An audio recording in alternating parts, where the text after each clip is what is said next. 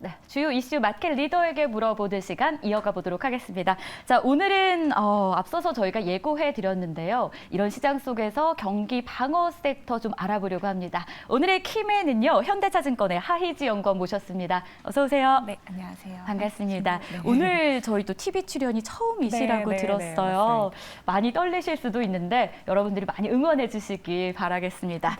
자, 그럼 좀 구체적으로 알아볼게요. 상반기 기업들의 실적 악화가 좀 예상이 되고 있는 상황인데 음식료 업종의 선방이 요즘 기대된다고 해요. 그래서 좀 구체적으로 음식료 업종의 이야기 나눠보고 싶은데 오늘의 주제입니다. 금리 인상기에 눈길 가는 방어주, 음식료 한번 담아봐도 괜찮을까요? 어떻게 보세요? 이거 yes or no로 대답하신다면 담아볼까요? 저는 예스입니다. 오, 음식료 업종을 좋아하셔서 그런 게 아니라 정말 객관적으로요? 네, 객관적으로. 네. 그렇다면 하나씩 들여다보도록 하겠습니다. 자, 올해 투입 원가 하락에 대한 기대감이 좀 있습니다. 이 효과를 얼마나, 어느 시점에 누릴 수 있을지 좀 이야기해 주실까요? 네. 일단 올해 음식료 업체에서 이제 기대하실 수 있는 부분은 단연 투입 곡물가 하락에 의한 이런 마진 스프레드 확대 방향일 텐데요. 투입 곡물가는 이제 지난 4분기에 이런 고점을 좀 지난 것으로 판단을 하고는 있지만 다만 이제 YOY로 좀 의미 있는 투입 곡물가의 하락 시점은 좀 하반기가 될 것으로 예상됨에 따라서 당초 시장에서 예상했던 시점인 2분기보다는 다소 지연되는 측면이 있지만 하반기부터는 이익 개선이 가시화될 수 있을 것으로 전망을 하고 있습니다. 네, 그렇다면은 하반기라는 단어가 사실 곡물가에도 좀 이야기가 있더라고요. 네. 음식료 업종에서 또 가장 연관성이 있는 게 곡물가가 아닐까 싶은데 작년 같은 경우에는 러시아 우크라이나 사태로 인해서 곡물가가 갑자기 또 오르는 현상이 이례적으로 나타나지 않았습니까? 네. 최근 흐름은 좀 어떻습니까? 최근 동향을 좀 말씀드리면 이제 1분기의 주요 국제 곡물가의 추이를 좀 살펴보시면 이제 밀을 제외하면은 좀 횡보 또는 다소 상승 흐름을 보이고 있기는 한데요. 이제 원당회 같은 경우는 오히려 지난해 대비 좀 상승한 그런 흐름을 나타내고 있는 상황이고 옥수수와 대두의 가격도 예상 대비 좀 하향 안정화가 다소 지연되고 있습니다. 이러한 흐름의 가장 큰 이유로는 이제 1, 2월에 지속되었던 이제 라니냐로 인해서 곡물의 주요 수출국인 이제 남미 지역의 좀 극심한 가뭄으로 인해 이런 파종 시점 지연 및 또 생산 전망치 하락이 가장 큰 부분을 차지한 것으로 파악을 하고 있습니다. 네, 하지만 이제 결론적으로는 이제 하반기로 갈수록 곡물가 자체는 좀 하향 안정화될 것으로 보고 있긴 한데요.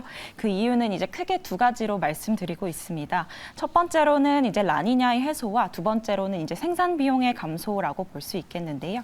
이제 라니냐란 무엇인가 하면은 이제 동태평양 적도 시기에 이런 해수면의 온도가 평년보다 0.5도씨 낮은 저수온 현상이 5개월 이상 지속되는 현상을 뜻하는데 전통적으로 이런 라니냐 시기에 좀 곡물가의 변동성이 매우 확대되는 그런 모습을 확인할 수 있었습니다.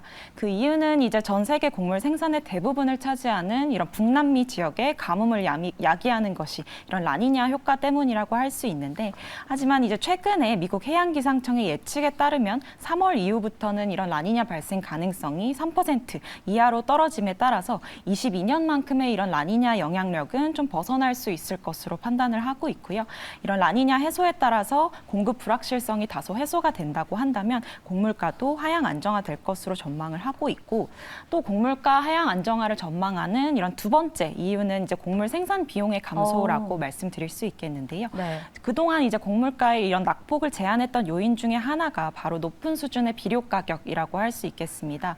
곡물 생산 비용 중에서 이제 비료가 좀 차지하는 그런 비중이 한 35% 수준으로 이제 비료가 생산 비용에서 이제 좀 중요한 요소 중에 하나라고 볼 수 있는데 이런 곡물 생산에 좀 대부분 사용되는 비료가 이제 질산계 비료라고 볼 수 있습니다. 근데 이런 질산계 비료의 중간재인 암모니아의 원료가 이런 천연가스나 석탄으로 들어가고 있는데 최근에 이런 천연가스의 가격이 좀 하향 안정화되는 측면이 있다 보니까 이런 비료 마진도 다소 회복 수순을 밟고 있고요. 이에 따라서 이런 곡물 생산 비용의 감소에 따른 이제 곡물가 하락도 전망되고 있고 작년에 이런 높은 비료 가격으로 줄어들었던 이런 비료 사용량이 비료 가격 개선으로 증가할 수 있다고 하면은 곡물의 작황 개선도 가능할 것으로 판단을 하고 있습니다. 어쨌건 좀 하향되면서 안정화를 기대해 볼 수 있다. 이렇게 정리할 수 있을 것 같은데요. 여기에 또 한 가지 궁금한 건 이 은행 리스크도 음식료 업종을 움직이게 한다라고 한 기사에서 봤어요. 직접 연관은 아니겠지만 이 단어 아십니까? 뱅크데믹. 뱅크댐이요? 네. 알고는 있는데 뱅크가 최근에 우리 시장 안에서 이제 불거지고 있는 은행 리스크일 거고요. 팬데믹 더해져서 뱅크데믹이라고 부르더라고요. 이걸로 인해서 음식료 업종이 뭐 갑자기 거론된 건 아니고 방어주들 네. 부각되고 있는데 이 흐름은 좀 얼마나 지속될 것으로 보세요? 사실 이제 경기 방어주로서 음식료의 성격이 좀 강하다 보니까 네. 최근에 이제 경기 침체 좀 이런 가능성이 대두가 되면서 음식료 업종에 대해서 조금 주목을 해주시는 부분이 맞아요. 없지 않아 있는 것 같고요. 또 이런 경기 침체가 된다고 하면은 이런 불황형 소비가 좀 대두가 되면서 이런 라면 업체라든지 좀 저가의 뭐 주류 같은 소주 또는 뭐 PB 제품 같은 경우에 한해서는 제가 잘 좋아하는 네, 것들만 네, 네. 언급을 하셨습니다. 네, 그런 경우에서는 이런 가성비 소비가 또 대두됨에 따라서 네, 그런 부분에서 조금 모멘텀을 받을 수 있지 않을까 네, 그렇게 생각을 하고 있습니다. 좋습니다. 얼마나 이어질까요? 이런 경기 침체가 올해 내에는 아무래도 조금 계속 유지가 될 것 같긴 하기 때문에 그런 측면에서는 이제 가성비 소비가 조금 더 주목받을 수 있지 않을까 올해 안에는 네, 그렇게 생각을 하고 있습니다. 어쨌건 올해 안에는 주목받는 음식료 업종이고요. 그리고 하반기에는 이런 외부적인 요소까지 좀 정리되지 않을까라는 기대감을 안고 있는데 앞서 뱅크데믹이라는 글로벌 이슈 살펴봤는데 한 가지가 더 있습니다.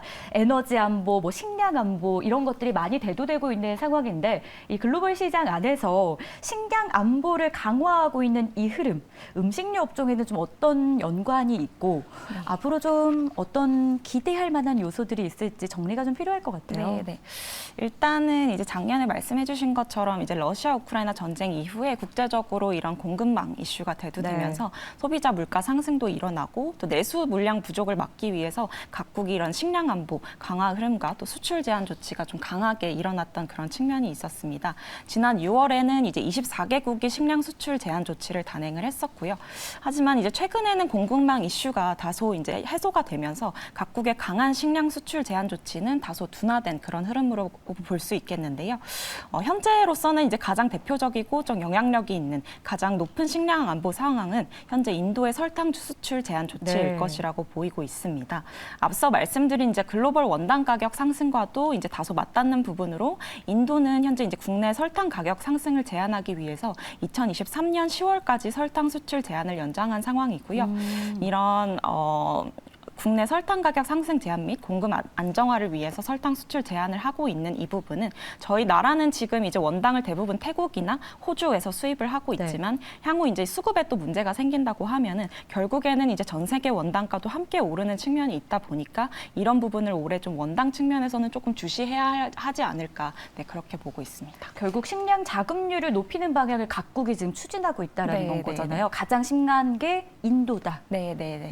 올해는 계속 이런 흐름이 이어진다라고 정리해도 될까요? 사실 지금의 원당 가격 추이를 보신다면은 이런 좀 공급에 대한 불안정성을 되게 많이 반영을 하고 있는 것 같고요. 그렇다 보니까 인도에서도 수출 제한을 이제 올해 10월까지 좀 연장한 상황이고, 네, 그래서 이제 올해 안에는 좀 이런 원당 측면에서는 이런 공급 불확실성이 조금 더 유지가 될 수 있지 않을까, 네, 그렇게 생각을 하고 있습니다. 그래도 어쨌건 저는 이야기를 쭉 들으면서 좀 기대감이 있었던 부분이 하반기에 개선한다라는 부분이었던 것 같아요. 어쨌건 뭐 좋은 이야기들을 좀 해보고 싶었는데 정말로 앞서 말씀하신 대로 올해 그리고 하반기에 좀 정리가 되는 부분이 생긴다면 특히 곡물 가격이 좀 하락을 해주는 추세가 보여진다면 이걸 좀 가장 강하게 훈풍으로 받을 만한 기업이 있을지 좀 폭을 좁혀서 이야기해보고 싶습니다. 어떤 기업이 생각나십니까? 사실 저는 이제 곡물가 하락에 의해서 가장 이제 수혜를 받을 수 있는 업체라고 하면은 아무래도 좀 라면 업체 중심으로 수혜를 받을 수 있을 거라고 생각을 하고 있긴 한데요. 이제 음식료 기업의 경우에는 이제 원재료비가 원가에서 차지하는 비중이 한 50% 이상이다 보니까 이런 곡물가가 하향 안정화된다고 하면은 모든 음식료 업체에게는 당연히 호재이겠지만 현재 이제 투입 곡물가의 하락 시점을 보았을 때 좀 타 곡물 대비 원가 하향 안정화 흐름이 지금 가장 안정적인 밀과 팜유를 주요 소재로 한 이런 라면 업체가 유리할 것으로 판단을 하고 있습니다. 이에 따라서 이제 원가 측면에서는 농심을 추천드리고 있고요. 네, 곡물 원재료 비중이 높은 소재 업체들 같은 뭐 대한제분 또 CJ제일제당 같은 경우는 이런 원가 부담이 조금 더 장기화될 수 있다고 그렇게 볼 수 있겠습니다. 자, 그러면 앞서 이야기한 이슈들 외에 또 음식료 업종에서 주목할 만한 뭐 이슈나 모멘텀이 될 만한 재료들이 있을지 궁금해요. 네. 음식료 업종을 이제 네. 보통 투자하실 때 보는 이제 여러 가지 변수들이 있는데 이제 보통은 PQC 변수들을 많이 보고 있습니다. 사실 PQC요? 네. P라고 하면은 네. 이제 P는 가격 인상, 또 C는 곡물가나 환율, 그다음에 이제 Q는 판매량이라고 네. 볼 수 있겠는데요. 사실 이제 올해 C 변수 곡물가 하락과 또 P 변수인 가격 인상 요인이 올해 음식료 업종 전체에 좀 공통적으로 작용하는 변수라는 점을 고려를 했을 때 네. 음식료 업종 내에서 이런 주가와 실적의 가장 차별적인 변수는 결국은 이제 Q 변수로 수렴한다. 즉 판매량 확대로 좀 수렴한다라고 볼 수 있겠습니다.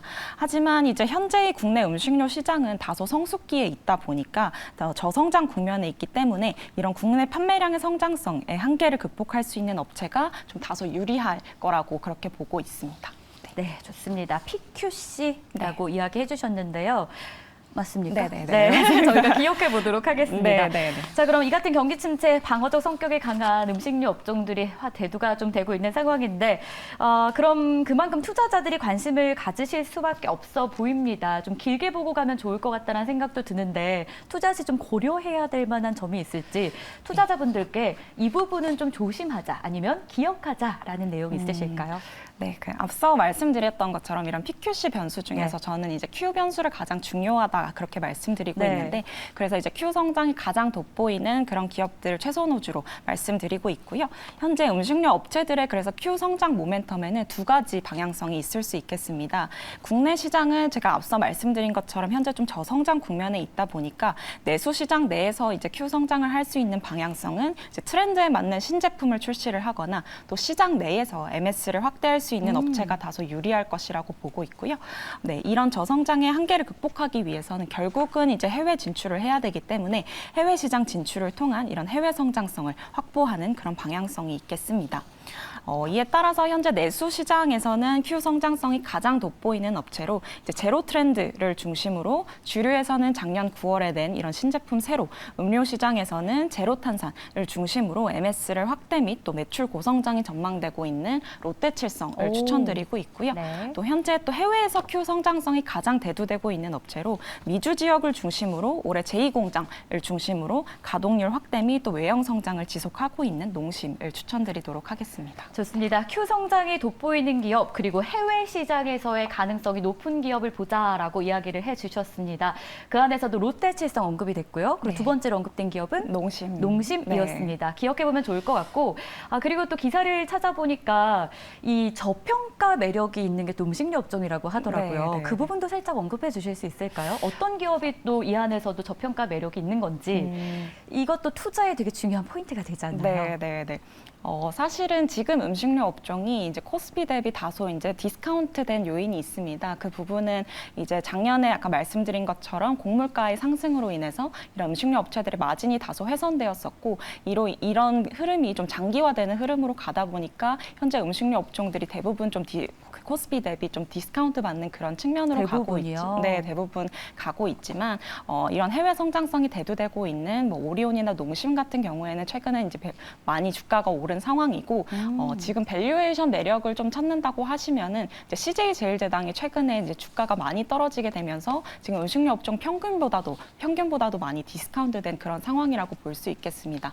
하지만 이제 향후 장기적으로 봤을 때 결국은 이제 CJ제일제당이 대장주기도 하고 또 이제 올해로서는 사실 펀더멘탈적으로는 크게 개선될 여지는 없다고는 보긴 하지만 밸류에이션 상으로는 현재 좀 저평가 국면에 있다 그렇게 보고 있기 때문에 좀 호흡을 좀 장기적으로 보신다고 하시면 제일제당도 이제 밸류에이션적으로 좀 이제 저평가 구간에서 좀 매수가 가능한 그런 구간이다 그렇게 볼 수 있겠습니다. 그러면은 어느 정도로 가지고 가면 좋을까요? 지금 구간이 저평가라서 저희가 장바구니에 넣었다라고 가정을 한다면 어느 정도 가져가면 좋을까요? 사실 이제 제일제당 같은 경우는 아까 말씀드린 것처럼 23년 상반기 내에는 이런 펀더멘털의 개선이 좀 뚜렷할 만한 그런 종목은 아니라고 볼 수 있겠습니다. 그래서 이제 좀 상반기 이제 프리뷰 시즌에 한번 보시고 그때 이제 제일제당을 좀 저점 매수하는 방향으로 그렇게 가실 수 있을 것 같아요. 이렇게 해서 저희 음식료 업종 오늘 알아봤고요. 지금까지 현대차증권의 하희지 연구원이었습니다. 고맙습니다. 감사합니다.